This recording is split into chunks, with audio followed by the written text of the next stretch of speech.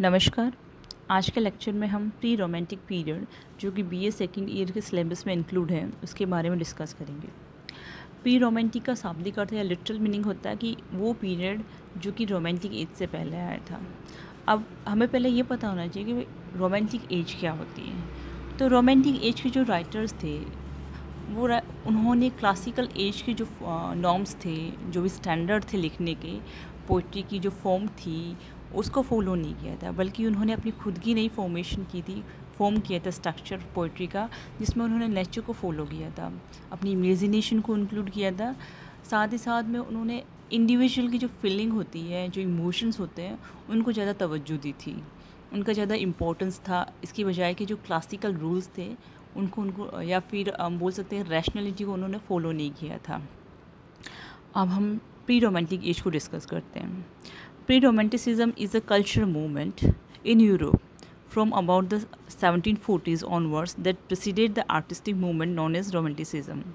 तो ये जो प्री रोमांटिक एज थी, कल्चर मूवमेंट थी जो कि 1740 के बाद में स्टार्ट हुई थी और ये रोमांटिसिज्म की एज से पहले आई थी। The age of classicism is followed by a transitional period known as the pre-romantic age, which comes from 1770 to 1798, about the last 30 years of the 18th century। अब जो क्लासिसिज्म की जो एज थी उसके बाद में जो फेज़ आया था जिसे प्री रोमांटिक पीरियड बोलते हैं, इसको एक ट्रांजिशनल यानी संक्रमण काल भी बोला जाता है। संक्रमण काल किसके बीच में?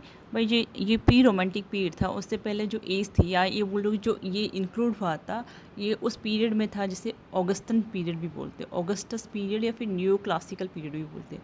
न्यू क्लासिकल का मतलब होता है जो क्लासिकल्स थे इनके, जैसे ग्रीक और रोमन्स के जो राइटर्स थे पुराने, उन्होंने जो नॉर्म सेट किया था या उन्होंने जैसे राइटिंग की थी, जो स्टैंडर्ड था उसको राइटिंग को इन्होंने फॉलो किया था अपनी राइटिंग के अंदर, जिसमें उन्होंने रीज़न को ज़्यादा तवज्जो दी थी इसकी बजाय।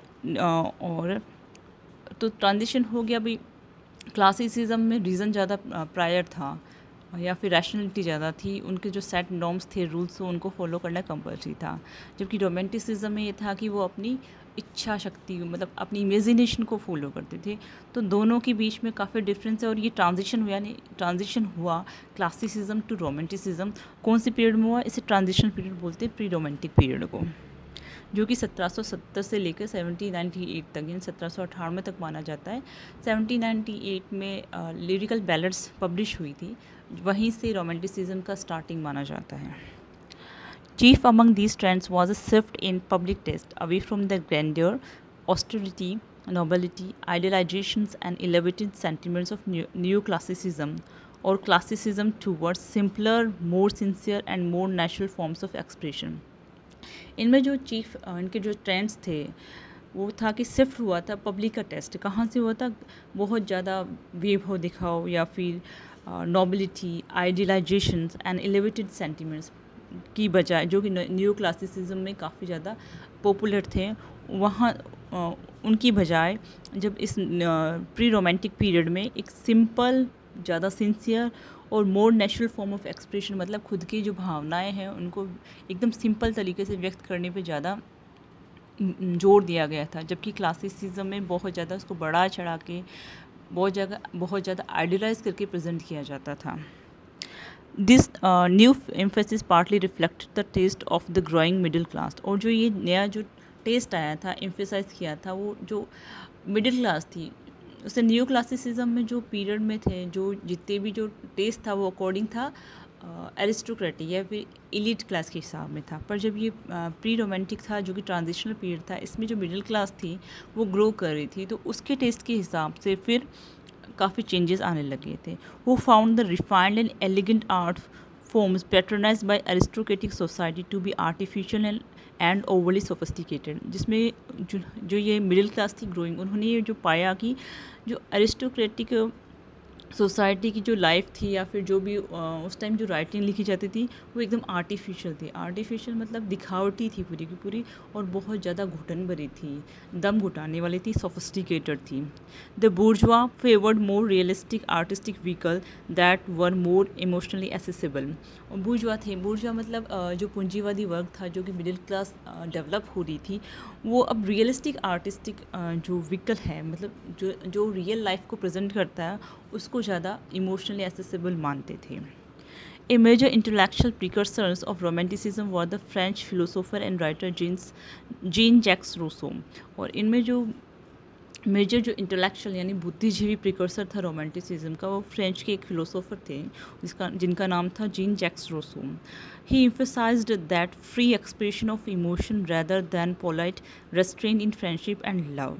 उन्होंने हर फ्री एक्सप्रेशन मतलब मुक्त विचार प्रस्तुत करना खुद के, उसको ज़्यादा तवज्जो दी थी कि अपनी भावना को एकदम फ्री एक्सप्रेस करो, आप अच्छे से व्यक्त करो फ्री होके, उसको ज़्यादा तवज्जो दी थी। जबकि रेस्ट्रेंट, पोलाइट रेस्ट्रेंट मतलब किसी चीज़ को आप रोकते हो, रेस्ट्रेंट करते हो, उसकी बजाय ही introduce the idea that the free expression of the creative spirit is more important than strict adherence to formal rules and traditional procedures. उन्होंने इस चीज़ पे ज़्यादा एम्फोसाइज़ किया या फिर जोर दिया कि जो अपनी क्रिएटिव स्पिरिट है, यानी जो हमारी कुछ नई चीज़ करने की, जो क्रिएटिविटी करने की जो स्पिरिट है हमारी, उसको ज़्यादा इंपॉर्टेंस देना चाहिए। फ्री एक्सप्रेशन दो उसको, मतलब जैसे चाहो आप एक्सप्रेस कर सकते हो, आपका अपना खुद का तरीका होना चाहिए, नहीं कि आप स्ट्रिक्टली अडर रहो। अडेय मतलब आप किसी से चिपके हुए रहो रूल्स से। To formal rules and traditional procedures, जो फॉर्मल रूल्स हैं, पहले से जो रूल्स बनाए गए, और ट्रेडिशनल प्रोसीजर यानी जो पहले से ट्रेडिशन में आ रखे हैं प्रोसीजर, उनको फॉलो करने की आपको ज़रूरत नहीं है। आप अपनी जो क्रिएटिविटी है उसको फ्रीली एक्सप्रेस करो। उन्होंने इस पर ज़्यादा जोर दिया था। A general term applied by modern literary historians to a number of development in the late 18th century culture that are thought to have prepared the ground for romanticism in its full sense। ठीक है, और यही pre romantic phase में ही ऐसे मतलब एक ground, उन्होंने pre romantic phase के जो राइटर्स थे, उन्होंने ऐसा ग्राउंड तैयार कर दिया जिस पे रोमांटिसिज्म बाद में फला फूला था। In various ways, these are all departures from the orderly framework of neoclassicism and its authorized genres। मतलब बहुत वेरियस वेज मतलब कई तरीक़ों से ये एक डिपार्चर था from the orderly framework. Orderly मतलब जो ऑर्डर में होता है, जो एज़ पर रूल होता है, उसका जो फ्रेमवर्क था नियोक्लासिसिज्म का, उन्होंने इससे कई तरीक़ों से डिपार्चर मतलब दूर हो गए थे ये लोग, और ख़ुद का अपना एक अलग सा जॉनर बना लिया था। The most important constituents of pre-romantic are the strum and drang phase। एक स्ट्रम एंड ड्रैंग फेज आया था, इसका जर्मन है ये वर्ड, इसका मतलब होता है स्ट्रॉम एंड स्ट्रेस। और ये जर्मन लिटरेरी मूवमेंट था 18वीं शताब्दी में, that exalted nature, feeling and human individualism and so to overthrow the enlightenment cult of rationalism. जिसने नेचर को, फीलिंग को, ह्यूमन यानी आदमी की इंडिविजुअलिज्म, स्वयं की जो स्वतंत्रता है, उसको ज़्यादा एम्फेसाइज़ किया था। और जो इनलाइटमेंट का जो कल्चर था, उसको जो रैशनलिज्म का जो कल्चर था इनलाइटमेंट में, उनको उसने ओवरथ्रो किया था। रैशनलिज्म मतलब आप हर एक चीज़, तार्किक क्षमता बोलते हो कि हर एक चीज़ में तर्क दो। उस चीज़ जो एनलाइटमेंट में आई थी, जिसमें बताया गया था कि इंसान का जो डेवलपमेंट है वो रीज़न के थ्रू ही होगा। मतलब आप हर एक चीज़ में रीज़न ढूंढोगे, हर एक चीज़ के क्वेश्चन पुटअप करोगे, तभी इंसान को एनलाइट होगा वो, तभी उसको ज्ञान होगा हर एक चीज़ का। तो उसका उसने अपोज किया था। The cult of sensibility in the sentimental novel. Sentimental novel आए थे जिसमें भावनात्मक रूप में नॉवल्स बोल सकते हो आप। उनमें जो सेंसिबिलिटी यानी भावनाओं का जो कल्चर आया था। The taste for the sublime and the picturesque in landscape. और जो सबलाइम यानी हर चीज़ में सूक्ष्मता खोजना, और लैंडस्केप में सुंदरता खोजना या मनोहर लैंडस्केप प्रस्तुत करना। The sensationalism of the early Gothic novel. Gothic novel में सेंसेशनलिज्म यानी सनसनी, सरसराहट या सनसनी या डरावनापन पैदा करना। The melancholy of English graveyard poetry. और इंग्लिश ग्रेवयार्ड पोइट्री, ये जो मैं ऊपर बोल रही हूँ, सारे के सारे डिफरेंट स्कूल्स थे, यानी डिफरेंट टाइप्स की पोइट्री थी, प्रोज थे, राइटिंग थी इस प्री रोमांटिक फेज में। The melancholy of English graveyard poetry, और जो इंग्लिश ग्रेवयार्ड पोइट्री है उसमें जो दुख का भाव होता है वो, and the revival of interest in all ballads and romances, और जो पुराने जो ऑल बैलेड्स हैं, बैलेड्स मतलब किसी की गाथा ज्ञान करना, गाथा बोलते हो जैसे कि अपने यहाँ पे वीर गाथा वगैरह होती है वैसी, और जो रोमांसेस थे पुराने उनको वापस रिवाइव करना, रिवाइव मतलब पुनर्जागरण करना, उनको उनमें ज़्यादा इंटरेस्ट वापस पैदा करना। This development seems to have help to give a new importance to subjective and spontaneous individual feeling. और ये जो सारे ऊपर डेवलपमेंट हुए, इन्होंने सहायता की किस चीज़ में, सब्जेक्टिव यानी व्यक्ति में, खुद में, और स्पॉन्टेनियस इंडिविजुअल फीलिंग, और हर इंसान की अपनी जो सतत जो भावनाएं आती रहती लगातार, उनमें जो फीलिंग्स को एक्सप्रेस करने में इन्होंने इसमें हेल्प की थी। The main themes of the pre romantic literature में भी, जो इनकी मेन थीम हो सकती है प्री रोमांटिक लिटरेचर की, वो जो नीचे दे रखी वैसी है। First a return to nature, nature की तरफ रिटर्न करना, जाना मतलब प्रकृति के पास वापस जाना। जैसे जैसे इंडस्ट्रियलाइजेशन हुआ था, इंसान प्रकृति से दूर होता गया, तो इसमें जितना दूर हुआ उतना वो रैशनल होता गया, उसमें फीलिंग्स वगैरह अपनी वो फीलिंग को सही से एक्सप्रेस नहीं कर पा रहा था। तो इसमें सबसे पहले ये होता है कि रिटर्न टू नेचर यानी प्रकृति के पास वापस जाना, जिससे कि वो अपनी फीलिंग्स को बहुत अच्छे से एक्सप्रेस कर पाता। Express through an interest in the picturesque, the wild, the grandeur, the lonely and the desolate. और ये किस तरह से उन्होंने एक्सप्रेस किया था, पिक्रास यानी कि जो लैंडस्केप था उसको बहुत ही सुरम्य या फिर बहुत ही मनोहर बताया था। द वाइल्ड यानी जो जंगल है, जंगल वाइल्ड कैसे, जंगल कैसा होता है, वहाँ पे कोई बंधन नहीं होता है, वहाँ हम स्वतंत्र होता है, हर जीव स्वतंत्र होता है कुछ भी करने के लिए अपनी इच्छा के अनुसार। द ग्रैंड्यूज, द लोनली यानी एकांत में, द डेजोलूट यानी कि जो उजाड़ है, वो उजाड़, इन सब का इन्होंने विवरण किया था। आर्टिफिशियलिटी उसमें बिल्कुल भी नहीं थी, जो कुछ भी था सब नेचुरल था। नेचुरल मतलब जैसी प्रकृति है, अगर हाँ एक इंसान भी, जैसे शेर की जो अब लायन की बात करें तो उसकी जो प्रकृति है वो अपने हिसाब से रहता है। तो ये बताया कि जो नेचर जैसी है उसको वैसे ही प्रेजेंट करना इसमें इंक्लूड किया गया था। The cult of sensibility and melancholy, और जो भावनाओं और अपने जो दुख को व्यक्त करने का जो कल्चर आया था वो इसी टाइम से आया था। Expressed by the love of रून्स, और इनको एक्सप्रेस किया कैसे किया था, रून्स मतलब जो क्या बोलते हैं विद्वांस हो चुका हो जिनका। द आइडियलाइजेशन ऑफ सॉलिट्यूड, और एकांत का आइडियलाइजेशन करना।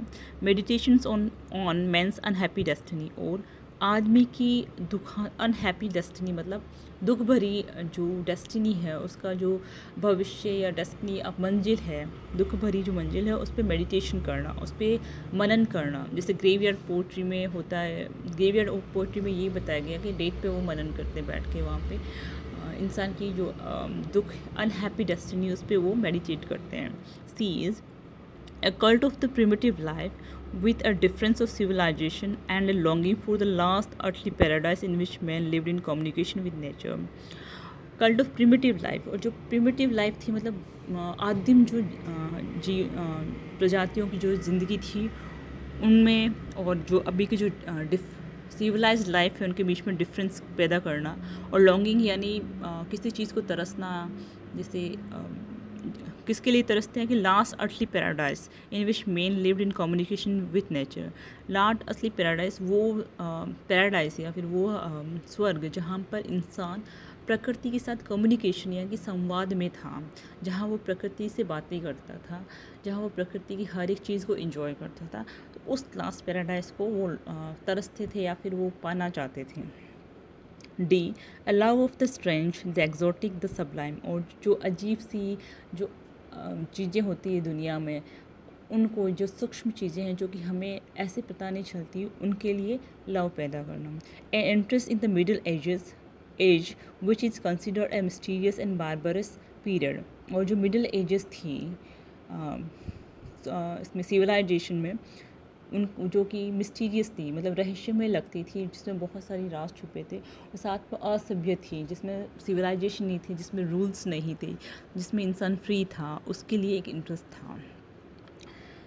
F is an interest in Gothic architecture as a typical expression of medieval spirit, और जो गोथिक आर्किटेक्चर था, गोथिक आर्किटेक्चर मतलब जिसमें जो आर्क वगैरह होते थे, पुराने महल हवेलियाँ होती थी जिनका आर्किटेक्चर गोथिक टाइप का होता था, उसमें मिडिवल एक्सपीरियंस जो स्पिरिट है उसको एक्सप्रेस करना।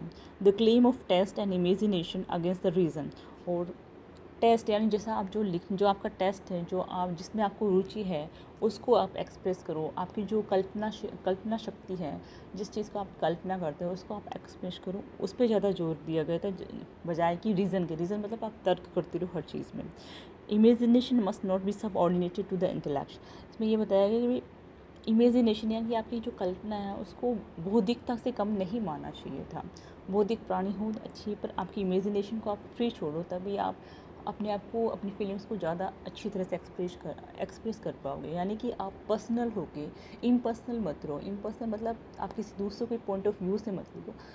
आपकी जो फीलिंग है खुद की, आप पर्सनल होकर अपनी फीलिंग्स को, अपनी इमेजिनेशंस को बहुत अच्छे से डिस्क्राइब करो।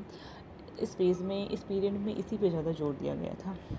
We have some forerunners of this pre-romantic period. The most important of these is James Thomson from 1700 to 1748, which is considered the most important natural poet of the early romantic age.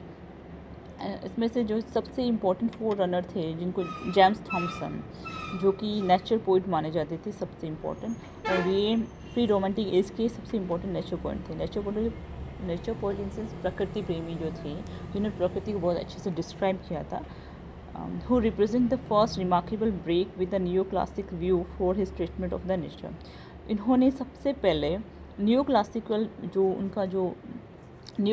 का जो view था, या फिर जिस तरह से वो nature को देखते हैं, उससे हटकर उन्होंने प्रकृति को अपने एक अलग तरीके से देखा था।